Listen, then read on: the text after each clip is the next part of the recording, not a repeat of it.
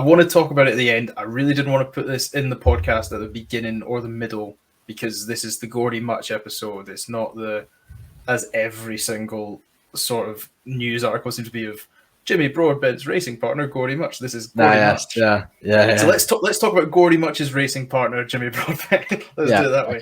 Yeah. How was it getting? Because obviously you probably knew Jimmy prior. It wasn't just a meeting at first sight, but getting introduced to his world, because as we discussed before we came on stage, he has a massive community, a very loyal community, a bloody good community, as we both said. Yeah, in terms yeah, of yeah, absolutely. Yeah. Because I'm a YouTube kid, so I've almost watched you from the other angle. Like it's quite weird. What's it like racing with Jimmy? Like how does that world? How is it getting involved in that world? Yeah, no, it's obviously I've been involved with the big thing with me and Jimmy and why it works is we both have a huge involvement in sim racing. Yeah. He's made his career through sim racing, and for me it's also a huge part of mine. So I've got involved with what he does in terms of live streams and stuff. Like doing races with him on iRacing. So his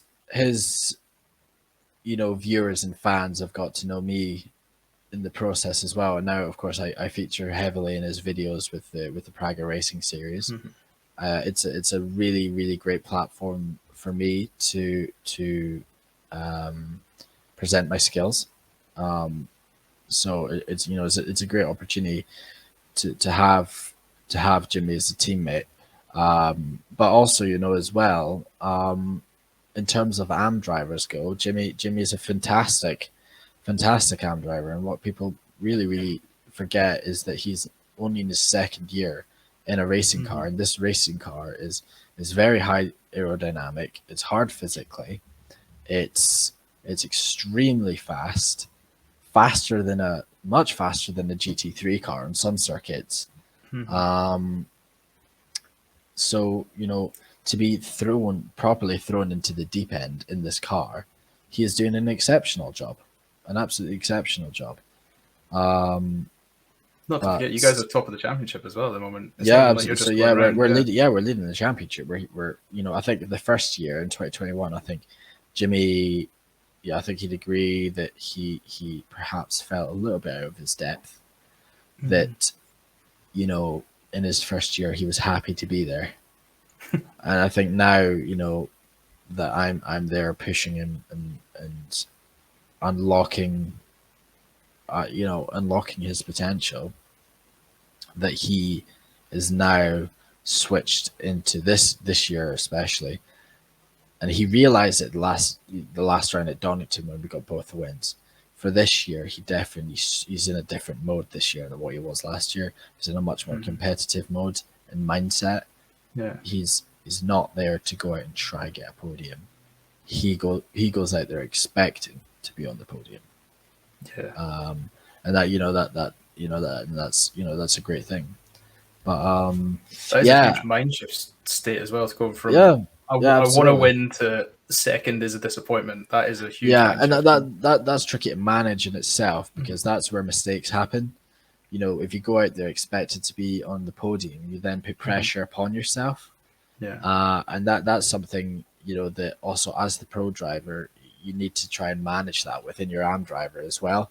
So you're also, as much as you can within your ability, you're also trying to aid your driver mentally on the weekend, which is another very, very important aspect. But I think one big support that Jimmy has is his fans, his viewers. I think when you look at a lot of YouTubers, you look at their communities and their fans, and sometimes it can be quite harsh. It can be quite toxic. But Jimmy's community is, and I've learned this as well because they've kind of adopted me into it as well. Is they're just so damn supportive of Jimmy. They love him to pieces. When Jimmy needs some time, they give him the time and they support him. And I think that's really special. It's really nice to see. And with me, of course, they've got a huge amount of support from me as well, with my work with Jimmy. Um, and yeah, they're hugely supportive, and really quite praising of the work that I do, which is really nice to see. It's nice to get recognition. It's nice to know that you're doing your job well. So that's something that I think where Jimmy's fans and community are really quite unique. That you look through, his comments on his videos, and everybody there is just so proud of him and just supporting him fully. And that's just, yeah, it's just so awesome to see that within a community where a lot of YouTubers, it's it can get a little bit messy, but with Jimmy it's just, everyone, like his fans and supporters are just so lovely. Wow. I mean, I'm a viewer of Jimmy. I'm aware. I know who Jimmy is. I'm a subscriber of Jimmy. So as I think I mentioned earlier, I first stumbled across you through Jimmy's videos, and then took my own path and became a Gordie Mutch fan as much as I'm a Jimmy Broadbent fan. Yeah. But I kind of want to. So similar to the Roman Grosjean aspect, how much have you learned from these two? Because obviously there's different skills that they just have just through the positions they're in, almost off the track. Like, have you learned anything from them almost about, like, kind of like the business side of motorsport, or like the mentorship side? Because it must be quite different for you, as who is, like you said, you're a pro driver, you're the example, you're the driver coach. But then there obviously is some aspects where Jimmy he's from that world, like the sponsorships, the branding kind of side. And obviously Roman comes from the world of F1. I think a little bit. I think what I've learned from Jimmy is it is important to have a personality. Obviously, I think in motorsport, I think one aspect that people do, they execute everything really well, but it's still very important. You have to come across well, and you have to be liked. Yeah, and that can be the difference between being successful and getting stuck in gear. Yeah, absolutely. So yeah, like I think definitely that come across well and having a good personality that people get along with and people like is also definitely an aspect. Yeah. I mean, I think the same. I say this at the time because obviously, as I said, like, I've got my day job is marketing, and I think Drive to Survive, if you look at the statistics of it, is the greatest bit of marketing any company / sport has ever done, because it saved what was really struggling as a sport of F1 as a branch of a sport. Yeah, absolutely. Yeah, absolutely. I mean, like F1, I think is a huge part of it. Is it's due to drive to survive. And it's like recently is definitely, motorsport has become a popular thing. Like it's like growing up, it was, it was a popular thing to like football. It was just custom. Especially in Scotland. Yeah. Well, in Scotland, I'd say probably rugby was just as popular. Maybe more. But maybe I think that was the sport that we always done better, so maybe that's why. But yeah, no, I absolutely, it's become a lot more popular, and I think it's one of the biggest things is it's becoming popular to like racing. Yeah. So you see all these huge influencers, like the Sidemen's a big example. We of course we did that karting race with. I was going to say it's on the Buckmore 24 with the Sidemen. Those guys were just lovely. People like Ethan, Will Lenny. Lovely, like genuinely like lovely guys. And these guys have got millions of subscribers. Huge amount of fans behind them. Yeah, huge. They're a huge influence. So to see them, getting behind and kind of sharing their love for the sport with the viewers, then those viewers look into it and they love it more. but it's like more and more people of big influence that have lots of fans are showing their kind of love for Formula One and racing, to the point where it really is becoming extremely popular nowadays. So yeah, it's been quite cool to see. Yeah. Yeah.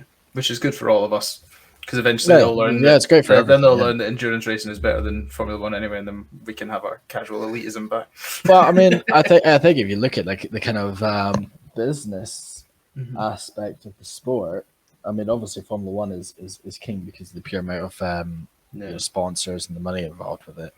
Cash is But king. Cash will always be king. yeah, absolutely. But I think GT, we're in a golden age at the minute, Yeah. with how GT racing is going at the minute. It is massive. It is huge. GT3 is the biggest form of motorsport that we have had in decades. Yeah. Easily. And, of course, GTE has moved out, and GT3 is coming into Le Mans. Now we have the hypercars coming with all of these manufacturers, with Lamborghini, with Peugeot, you know, with Yeah. with Ferrari. Cadillac, with Porsche, with Ferrari. We are in an absolute golden age of the sport at the minute, easily. And I think we're it's going to be really, really exciting over the next few years to see how the sport progresses, as it's, I think, more now than ever, or more than in a long time. Motorsport is getting the spotlight Yeah. for the first time in a very long time. Yeah. And more eyes means more fans, means better racing. Everything works in circles. Yeah, absolutely. I mean, I think, like I said earlier, fans It's a fan sport. make Yeah. it's a spectacle. It's a spectator sport. Fans make the sport. So the more interest that the sport gets, the more fans that we get. I think the bigger and better things become. So I think we're in an extremely exciting time for motorsport at the minute, especially with what's going on with the hypercars and with Le Mans. So I'm actually, I think young drivers are actually in a bit of a fortunate spot at the minute, as long as they can make it work, to be in motorsport at the minute, because I think it's a fantastic time to be there. However, I get how I left karting at the correct time with how expensive things were getting. Yeah. So yeah, I've been quite lucky with my timing. I've worked very hard to and my family's sacrificed a lot to help me to be where I am. But from here, it's on me. For the past year or two, it's yeah, it's been full on. Yeah. Well, I think that you've actually rounded off the podcast quite nicely there. Well, the main part anyway. We've still got obviously the iconic question at the end, but Gordie, I've had so much fun talking to you today. I've really, really enjoyed this. We've had a mammoth one. We've managed to hit the 1 minute 40 mark. So that's a good, or the 1 hour 40 mark. 1 hour 40. Yep. Yeah. So now we just need to end it with our fan favorite question. You've got the team ready. I'll paint a stipulation for you. You've reached your big end goal of the factory driver GT3 car, whichever manufacturer you're choosing. We're not going to paint a label on it. I'm not going to burn any bridges. Just been handed the big trophy. You've just won the WEC or you've won the Le Mans, whichever one you choose. Somebody goes, Gordie, you've got to get 3 songs to get this whole pit crew ready for a big night out. What 3 songs are you choosing and why?